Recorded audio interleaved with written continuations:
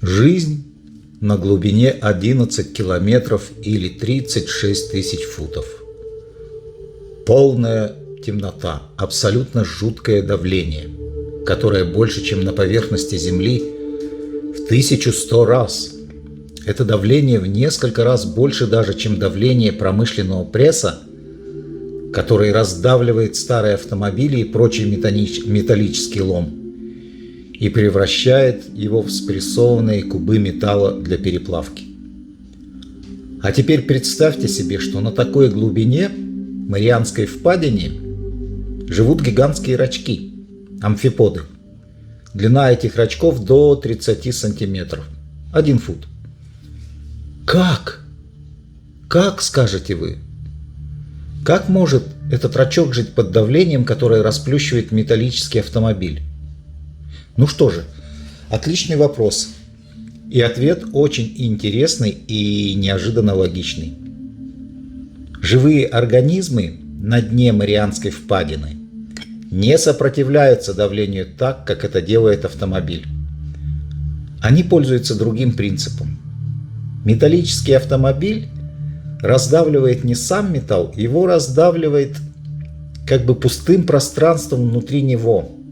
Например, давление воздуха внутри 1 атмосфера, а давление снаружи 1000 атмосфер. Внутренний воздух сжимается под давлением, и корпус тоже сжимается. Так вот, глубоководные животные не имеют легких, пузырей, воздуха, пустых камер, и все внутри заполнено жидкостью, а жидкость почти не сжимаема. Так вот, давление почти не создает деформации, когда внутри нет воздуха. Все глубоководные животные, амфиподы, морские огурцы, ксенофофоры мягкотелые и состоят из воды и желеобразных тканей без костей и твердых оболочек. Их тело не ломается, оно податливое, как у медузы. Поэтому нет точек сжатия, жидкость передает давление равномерно. Например, если даже автомобиль бросить на дно Марианской впадины с открытыми окнами, и он заполнится водой, и давление воды внутри будет таким же, как снаружи, то он все равно начнет сжиматься и деформироваться, но по-другому. Его сомнет не так, как консервную банку, и он не взорвется и не схлопнется мгновенно, как если бы воздух был внутри. Даже если давление одинаковое внутри и снаружи, сила действует на каждую деталь, а корпус автомобиля твердый и плохо переносит такие нагрузки. Автомобиль, как правило, имеет прямоугольную форму. Обратите внимание, кстати, все глубоководные аппараты имеют только сферическую форму. Исключительно сферическую форму. Автомобили делаются из тонкой стали, где много сварных швов. Эти элементы сжимаются и деформируются под опухолью давления со всех сторон. Автомобиль будет мяться медленно и неравномерно. Глубоководные же организмы, вдобавок к мягким податливым телам, наполненными жидкостью, имеют специальные биохимические молекулы, которые стабилизируют клетки. Эти молекулы защищают клетки от деформации. Но на глубинах глубже 8200 метров или 27 тысяч футов концентрация этих молекул должна быть слишком высокой, и поэтому рыб ниже этой глубины нет. Существа, живущие на самом дне Марианской впадины, никогда не поднимаются на поверхность. Для них давление в 1000 атмосфер – это нормально. А что будет, если, скажете вы, животное со дна Марианской впадины поднять на поверхность? Хотелось бы, конечно, такого вот амфипода поместить в аквариум и изучить как следует. Но давайте-ка лучше этого не делать. При подъеме на поверхность его просто разорвет внутренним давлением. Но даже если делать это постепенно, ни один обитатель дна Марианской впадины не выживет. Они погибнут подобно тому, как разрушается подводная лодка от разгерметизации, только наоборот. Некоторые глубоководные рыбы и ракообразные, живущие на глубине в 2 раза меньше, чем Марианская впадина, могут выжить, если поднимать их очень медленно в специальных барокамерах с постоянным давлением.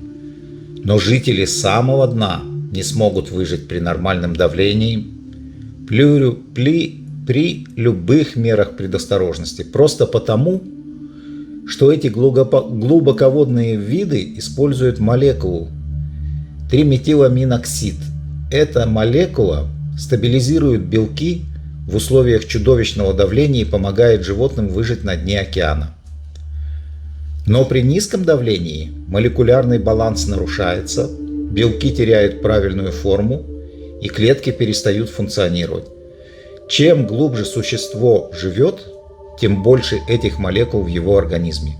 По этой причине, кстати, как мы уже говорили, на дне Марианской впадины рыб нет.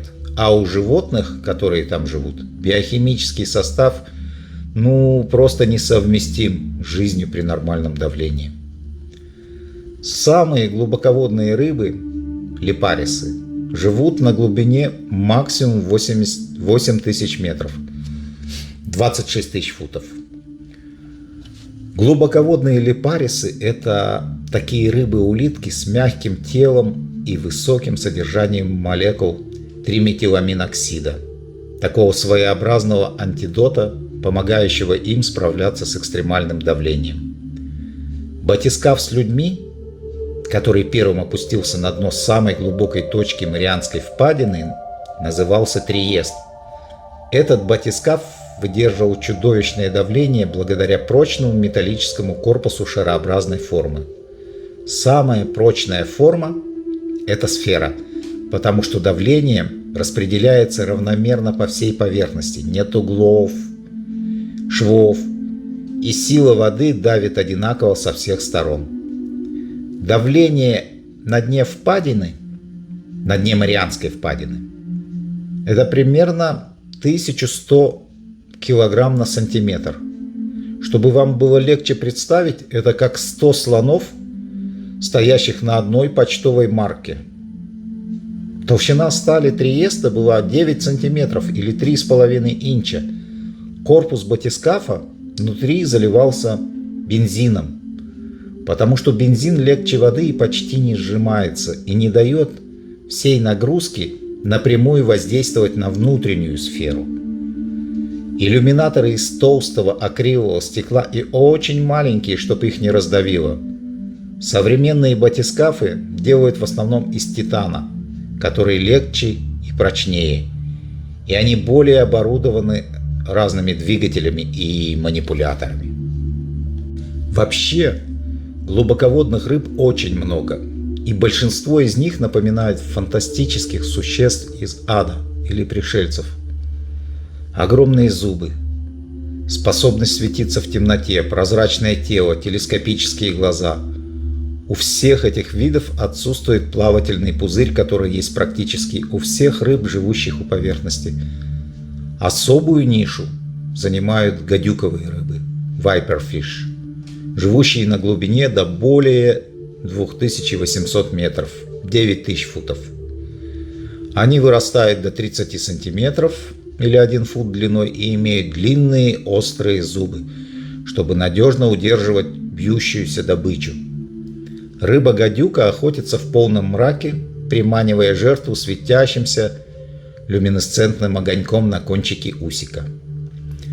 Рыбки-жертвы, плавающие в полном мраке, всегда хотят чего-то особенного, как любые живые существа. И даже мы с вами. И поэтому маленький мерцающий огонек сразу же привлекает внимание.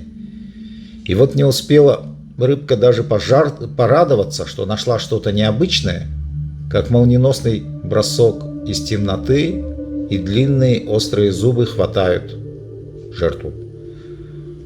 Полуночная зона океана, где живут гадюковые рыбы и другие монстры, такие как, например, Black Dragonfish, это толща океана на глубине от 1000 до 4000 метров или от 3000 до 13 тысяч футов. Этот слой нашпигован жизнью, которая очень мало изучена. из-за трудной доступности. О существовании некоторых монстров мы можем только догадываться. Мифы и легенды всех народов, живущих по берегам океанов, полны рассказов о жутких морских чудовищах. Иногда после сильного шторма люди находят на берегу остатки непонятных существ. На шкурах кашалотов часто находят шрамы от гигантских присосок. По величине этих шрамов можно предположить, что эти киты регулярно сражаются с гигантскими кальмарами на большой глубине в полуночной зоне океана. Кашалот дышит воздухом, как и дельфины, всплывая на поверхность каждые 45 минут за новым глотком кислорода. Можете себе представить? Один вздох каждые 45 минут всего лишь. Так вот, кашалот может есть крупную рыбу и даже акул, но его основная пища находится на большой глубине, куда не попадает свет с поверхности. И там, в полной темноте, он находится на гигантских кальмаров, отыскивая их с помощью звука. Этим китам приходится нырять на глубину более 1000 метров или 3000 футов. Во время таких погружений им иногда приходится задерживать дыхание даже до 2 часов. Кашалот может накапливать большие запасы кислорода в мышцах. Частота сердцебиения снижается до 4-10 ударов в минуту. Тело как бы экономит энергию на глубине. Каждый нырок на такую глубину для кашалота – это битва за выживание. Умение задерживать дыхание так надолго – это возможность добиться цели и вернуться живым. Вот, вероятно, в скором времени, благодаря взрывному развитию робототехники и искусственного интеллекта, мы узнаем много нового о нашей Земле и о жизни в глубинах океана. И эти знания помогут нам лучше спрогнозировать, с чем мы сможем столкнуться в других мирах. Например, в подледных океанах спутников Сатурна и Юпитера. А сейчас, пожалуйста, поставьте лайк и подпишитесь на наш канал, чтобы не пропустить следующие выпуски.